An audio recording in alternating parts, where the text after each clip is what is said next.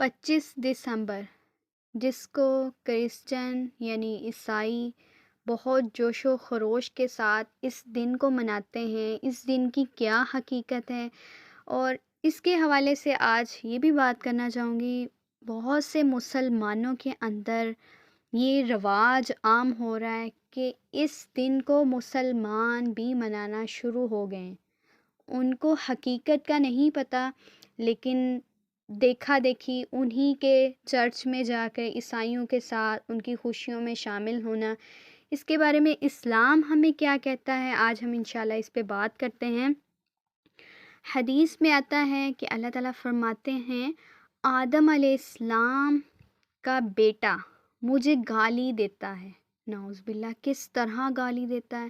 مجھے تکلیف دیتا ہے آدم کا بیٹا، حالانکہ اسے یہ زیب تو نہیں دیتا کہ وہ اللہ معبود برحق کو تکلیف دے۔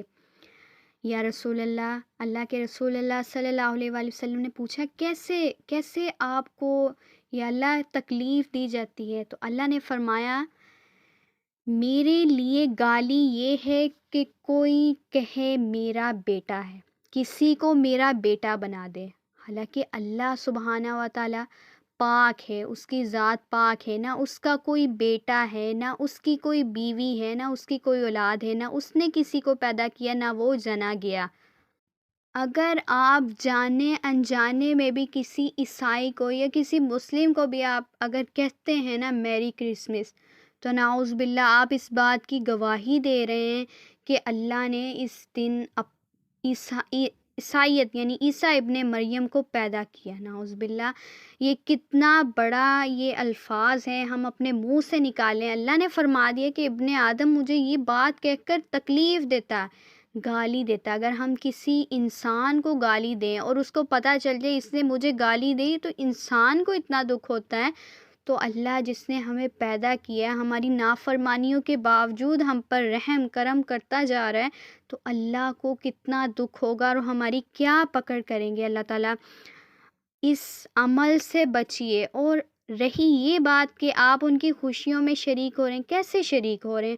وہ اہل کتاب ہیں۔ کیا آپ نے دیکھا ہے عیسائی یا کوئی اور مذہب کے ماننے والے آپ کے ساتھ نماز جمعہ پڑھتے ہوں، یا پھر وہ آپ کے ساتھ عید کی نماز پڑھنے جاتے ہیں، وہ آپ کے ساتھ مسجد میں نہیں جاتے؟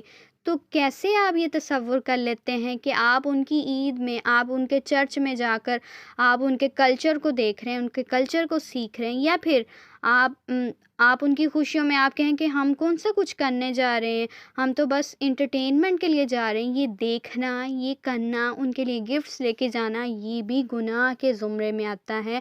اپنے آپ کو اس گناہ سے بچائیے۔ عیسیٰ علیہ السلام اللہ کے نبی ہیں، اللہ کے نبی تھے۔ اللہ جس چیز پر کن کہہ دے، کن فرما دے، تو وہ فیکون ہو جاتا ہے۔ جیسے عیسیٰ ابن مریم بن باپ کے پیدا ہوئے، یہ اللہ کی حکمت تھی۔ اللہ نے مریم علیہ السلام کے رحم میں کن فرما دیا تو فیکون یعنی عیسیٰ ابن مریم پیدا ہو گئے۔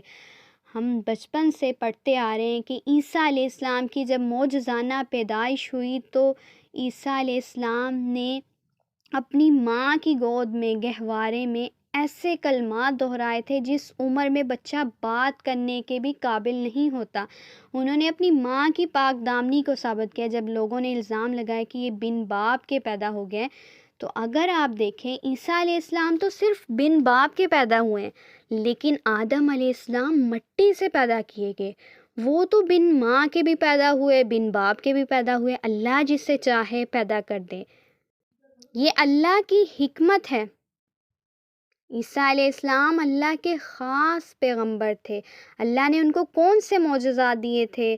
اگر وہ اللہ کے حکم سے مٹی کے پرندے بناتے، ان میں پھونک مارتے، وہ اللہ کے حکم سے زندہ ہو جاتے تھے، پیدائشی اندھے اور کوڑ کے مرض کو ٹھیک کر دیتے تھے۔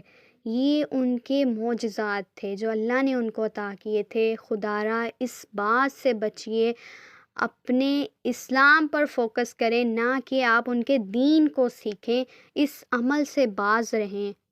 اور اگر آپ ان کے ساتھ ان کی خوشیوں میں شامل ہوں گے، تو آپ کے لیے یہ وارننگ ہے کہ آپ صلی اللہ علیہ وآلہ وسلم نے فرمایا کہ جس انسان نے جس قوم کی مشابہت اختیار کی وہ قیامت کے دن انہی کے ساتھ اٹھایا جائے گا۔ اگر ہم ان کے کلچر کو دیکھ رہے ہیں یا ان کے تہواروں میں جا رہے ہیں، ان کے ساتھ شریک ہو رہے ہیں جسٹ انجوائمنٹ کے لیے، تو ہمارے لیے کیا وارننگ آ رہی ہے کہ قیامت والے دن جب کوئی کسی کا نہیں ہوگا، کوئی باپ کوئی ماں کسی بچے کے ساتھ نہیں ہوگی، تو ہمارا ساتھ کن کے ساتھ ہوگا؟ جن سے ہمیں محبت ہوگی۔